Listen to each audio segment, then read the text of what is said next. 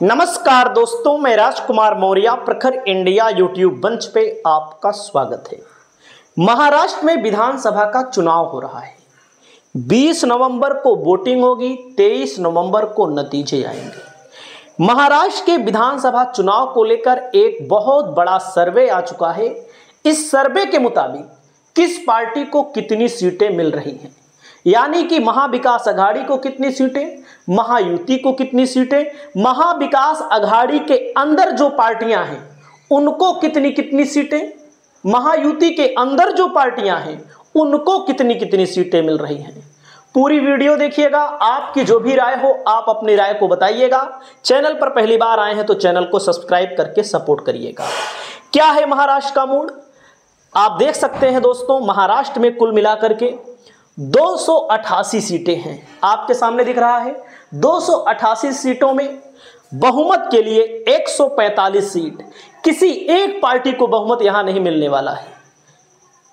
एक गठबंधन को बहुमत मिल सकता है लेकिन एक पार्टी को बहुमत नहीं मिल सकता, क्योंकि बहुमत 145 का है। 145 सीटों पर कोई पार्टी चुनाव ही नहीं लड़ रही है। अब आगे चलते हैं दोस्तों। ये महासर्वे है और इस सर्वे में किस पार्टी को कितना, तो सबसे पहले मैं आपको जानकारी के लिए बताना चाहूंगा, बीजेपी सत्ताधारी पार्टी है वहां पर अभी, यानी कि बीजेपी की सरकार है वहां पर। 2019 में बीजेपी ने 164 सीटों पर लड़ा था, 105 जीता था, दूसरे नंबर पर 55 पर थी, तीसरे नंबर पर 4 सीटों पर थी। 2014 में 260 सीटों पर अकेले बीजेपी ने लड़ा था। 288 में 260 शिवसेना अलग लड़ी थी।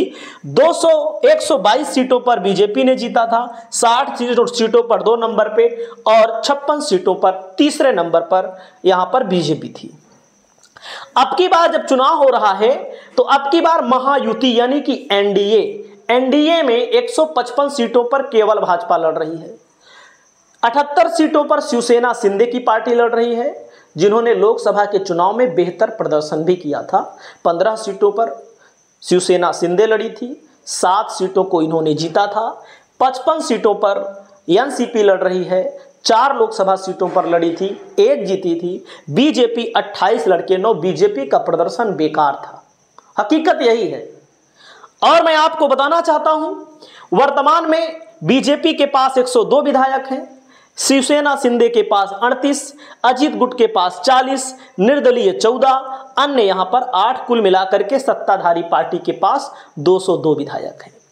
महाविकास अघाड़ी कांग्रेस के पास 37, शिवसेना उद्धव क्योंकि इनकी पार्टी टूट गई 16, एनसीपी शरद के पास 12, इनकी भी पार्टी टूट गई। लेकिन लोकसभा में कांग्रेस के पास 13 सांसद सबसे ज्यादा हैं, 17 सीटों पर लड़ी थी कांग्रेस।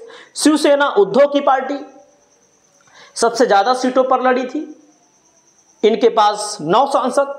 और एनसीपी शरद पवार सबसे कम सीटों पर, एक तरह से इनकी गठबंधन में लड़े थे, 10 सीटों पर 8 जीते थे।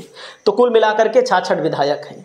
समाजवादी पार्टी के पास 2 विधायक हैं। आपको मैं बता दूं, जो अभी चुनाव हो रहा है, समाजवादी पार्टी के जहां 2 विधायक थे वहां पर महाविकास अघाड़ी ने अपना कोई उम्मीदवार नहीं उतारा है। हालांकि समाजवादी पार्टी ने 9 सीटों पर नामांकन दाखिल किया है। एआईएमआईएम के पास 2 विधायक और सीपीआईएम के पास 1 विधायक थे। फिलहाल विधानसभा में 15 सीटें खाली हैं। और मैं आपको बता दूं, 2019 के नतीजों से समझे तो 5000 से कम 37 सीटों पर हार जीत हुई थी। मतलब कि राष्ट्रवादी कांग्रेस, जो टूटी हुई कांग्रेस राष्ट्रवादी कांग्रेस है, टूटी फूटी का मतलब इनकी पार्टी टूट गई थी शरद पवार की, 9 सीटों पर ऐसे जीती थी कि 5000 से कम का मार्जिन था। और शिवसेना 4 सीटों पर ऐसी जीती थी जहां पर 5000 से कम का मार्जिन था। कांग्रेस 4 सीटों पर ऐसे जीती थी जहां पर 5000 से कम मार्जिन था। बीजेपी के लिए 14, कुल मिलाकर के 37 सीटों पर यह हाल रहा कि 5000 से कम के मार्जिन पर सीटें जीती व हारी गई हैं। अब मैं आपको अगला आंकड़ा पेश कर रहा हूं। अगले आंकड़े में क्या कहा गया है उसको भी आप थोड़ा देखिएगा। अब मैं आपको बताना चाहता हूं, भाजपा 2019 में 105 सीटों को जीती थी, 2014 में 122 को, बरकरार 80। मतलब कि जो 105 जीते, 122 सीटों को जीता इन्होंने, 80 सीटें ऐसी रही जो रिपीट होती रही। पुरानी खोई हुई सीटें 42 थी कि जो जीते थे वे हार गए, और नई जोड़ी सीटें 25 जो नहीं जीते थे उसको जीत लिए। ए होता है, क्योंकि विधायकों के खिलाफ, सरकार के खिलाफ एंटी इनकम्बेंसी होती है। वहीं पर शिवसेना 56 सीटों पर जीती थी, बीजेपी के साथ में लड़ी थी, और 2014 में अकेले लड़ी थी, 63 सीटों पर जीती थी, और बरकरार 36 सीटें वही रिपीट हो रही हैं इनकी, और पुरानी 27 सीट खो दिए, 20 नई सीट जोड़ लिए। वही कांग्रेस का हाल है, वही एनसीपी का हाल है। मैं ज़्यादा इस पर फोकस ना करते हुए मैं आपको बताना चाहता हूँ, आज मैं आपके सामने जो आंकड़ा पेश कर रहा हूँ, इस आंकड़े के अनुसार आप देख सकते हैं दोस्तों, इस आंकड़े के अनुसार विदर्भ में 62 सीटें हैं, और खानदेश में 47 सीटें, ठाणे कोंकण में 39 सीटें, मुंबई में 36 सीटें, पश्चिम महाराष्ट्र में 58 सीटें, और 46 सीटें यहाँ पर आ रही हैं मराठवाड़ा में। तो 15 से 20 सीटें एनडीए विदर्भ में जीत रहा है, और विदर्भ में कांग्रेस, एनसीपी की स्थिति, शिवसेना, उद्धव की स्थिति बड़ी मजबूत है। महाविकास अघाड़ी 40 से 45, अन्य को 1 से 5 सीटें यहां पर मिल रही हैं। खानदेश में 47 सीटें हैं, 20 से 25 सीटें एनडीए जीत रहा है, 20 से 25 इंडिया गठबंधन, 0 से 2 अन्य, यानी कि खानदेश में 47 सीटों पर बराबरी का मुकाबला है। वहीं पर ठाणे कोंकण में 39 सीटें हैं, 25 से 30 यहां पर बीजेपी गठबंधन जीत रहा है, 5 से 10 महाविकास अघाड़ी, 1 से 3 अन्य यहां पर जीत रहा है। मुंबई में 36 सीटें हैं, और इसी मुंबई में उद्धव ठाकरे की परीक्षा होनी है, और उद्धव ठाकरे की जब परीक्षा होनी है तो 20 से 25 इस सर्वे के मुताबिक बताया जा रहा है महाविकास अघाड़ी को मिल रहा है, 10 से 15 एनडीए को मिल रहा है, और 0 से 1 अन्य को मिल रहा है। पश्चिम महाराष्ट्र में 58 सीटें हैं, 20 से 25 एनडीए को मिल रहा है, 30 से 35 इंडिया को, 1 से 5 आप देख सकते हैं यहाँ पर अन्य को। मराठवाड़ा में 46 सीटें हैं, 15 से 20 सीटें एनडीए को, 25 से 30 इंडिया को, 0 से 2 एनडीए को और अदर को। आप देख सकते हैं दोस्तों, इंडिया गठबंधन की स्थिति विदर्भ में मजबूत है, और खानदेश में बीजेपी बराबर की स्थिति है, और एनडीए की जो स्थिति है ठाणे के साइड में मजबूत है, मुंबई में इंडिया गठबंधन मजबूत है, और पश्चिम महाराष्ट्र में इंडिया गठबंधन मजबूत है, और मराठवाड़ा में। कुल मिलाकर के ठाणे कोंकण को छोड़ दें तो मतलब कि उतनी स्थिति अच्छी नहीं है बीजेपी की। अब मैं आपको बताना चाहूंगा, जैसे महाविकास अघाड़ी को लोकसभा में 43.71% वोट मिला था, महायुति को 43.55%। अंतर जो था, महायुति को 1.16% वोट महायुति को कम मिला था। लेकिन कुछ सीटें ऐसी होती हैं जहां पर बड़े मार्जिन से जीता जाता है चुनाव। जैसे आपने देखा होगा, अगर आप यूपी के होंगे तो गौतम बुद्ध नगर बीजेपी बड़े मार्जिन से जीतती है, गाजियाबाद बड़े मार्जिन से जीतती है, इतना बड़े मार्जिन से तो उसका वोट आप परसेंटेज बढ़ जाता है। और कुछ कांग्रेस की भी सीटें होंगी, वो तो होता रहता है। और अगर आप 2024 के आंकड़ों पर गौर डालेंगे, बहुत सारे लोग यहां पर आएंगे, कमेंटें करेंगे ये फर्जी है। देखो, फर्जी उर्जी कुछ नहीं है, सब आंकड़ों पर हम बात करते हैं, बाकी बात अलग है। अभी लोकसभा का चुनाव हुआ, बीजेपी 400 का दम भर रही थी, लेकिन आपने देखा होगा बीजेपी जब 400 का दम भर रही थी तो बीजेपी की स्थिति क्या हुई? 28 सीटों पर बीजेपी ने एनडीए गठबंधन में सबसे ज्यादा सीटों पर चुनाव लड़ा। एनडीए इंडिया दोनों गठबंधन में सबसे ज्यादा सीटों पर बीजेपी ने चुनाव लड़ा। केवल कितने जीते? 9। अब आप सोचिए, कांग्रेस से तुलना करेंगे तो कांग्रेस से भी अभी तुलना कर देते हैं। शिवसेना शिंदे ने 15 सीटों पर लड़ा, जीते 7।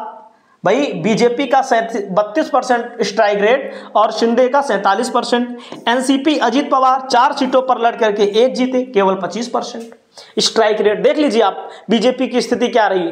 कांग्रेस ने 17 पे लड़ा, 13 जीता।